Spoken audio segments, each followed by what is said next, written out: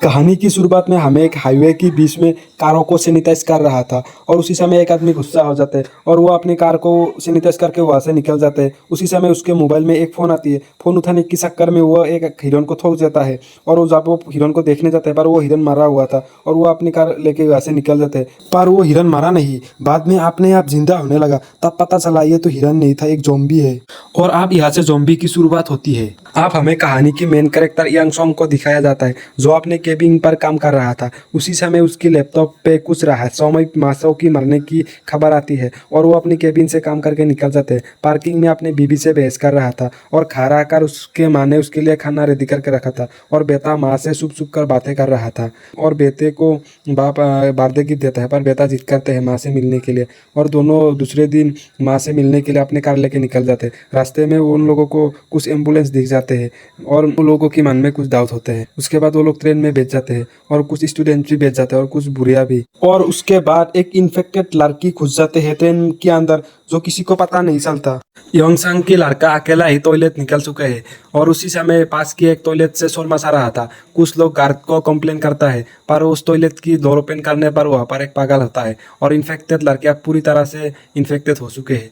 यंगसंग को पता चल चुके हैं उसके बेटा यहाँ पर नहीं है और यंगसंग को उसी समय एक टीवी पर खतरनाक न्यूज को देखने को मिलता है और इन्फेक्टेड लड़की एक सर्विस गर्ल को पीछे से काट देता है और उसी समय वो सर्विस गर्ल भी ज़ॉम्बी में बदल जाती है और उसी समय उस केबिन में पूरी हल्ला बोल जाती है। योंगसंग अपने लड़के को लेने के लिए भाग दौड़ कर रहा है और उसी समय ट्रेन की पायलट सबको सतर्क कर रहे हैं और योंगसंग को अपने लड़के मिल जाते हैं और ज़ॉम्बियों के बीच से योंगसंग अपने लड़के को लेकर भागता है और पूरी ज़ॉम्बी के झुंड योंगसंग के पीछे पड़ जाते हैं और उसी समय एक बंदा दिखाया जाता है और उसके प्रेग्नेंट और वो दोनों भी योंगसंग के पीछे एक सेफ कमरा में दरवाजा बंद कर देता है, दरवाजा में न्यूज़पेपर चिपका देता है और आप कुछ ही देर के लिए वो लोग सेफ है।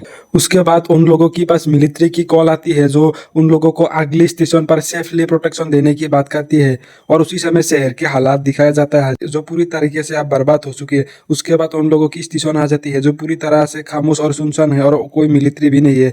उसके बाद वो लोग एक एक करके स्टेशन से नाम जाता है और पूरे स्टेशन के वो लोग चक्कर लगाने के बाद उसी समय उन लोगों को वो मिलिट्री दिख जाता है जो अब पूरी तरह से ज़ॉम्बी हो चुके हैं और उसी समय उन लोगों के पास अटैक कर देता है और उसी समय वो लोग किंग जोंग की बेटा और उस आदमी की प्रेग्नेंट भाग जाता है और किंग जोंग और वो आदमी अब ज़ॉम्बियों के बीच फंस चुके हैं और किंग जोंग की बेटा और उन लोग अब ट्रेन में उठ चुके हैं और किंग जोंग और उन लोगों के पास ज़ॉम्बियों को कंट्रोल करने की ताकत खत्म हो चुकी है। ज़ॉम्बी ग्लास फांग के उन लोगों के पास अटैक कर और लोग धूम धमाकर भागता है और जैसे जैसे करके वो लोग ट्रेन में आप उठ चुकी है। आप सब लोग सेफली आ चुके हैं ट्रेन पर योंगसंग और उस मोटू आदमी की प्रेग्नेंट वाइफ और योंगसंग की बेटा दोनों अगले अपॉइंटमेंट में फंसे हुए हैं जो ज़ॉम्बियों के बीच में। अब उन लोग ज़ॉम्बियों से फाइट करके उसकी गर्लफ्रेंड और योंगसंग की बेटे को लेने के लिए जा रहा है। उन लोगों को मिल भी जाते हैं पर उन लोगों को भी चारों ओर से ज़ॉम्बी खेल लेता है। उसके लिए वो लोग अगले अपॉइंटमेंट मेंबर को फोन करता है जो उन लोगों के आने के लिए परमिशन नहीं देता। इसको सुनकर उन लोगों की गुस्सा आ जाती है और ये सीन यहाँ पर ही खत्म होती है। अगली पार्ट जल्द ही आ जाएगा।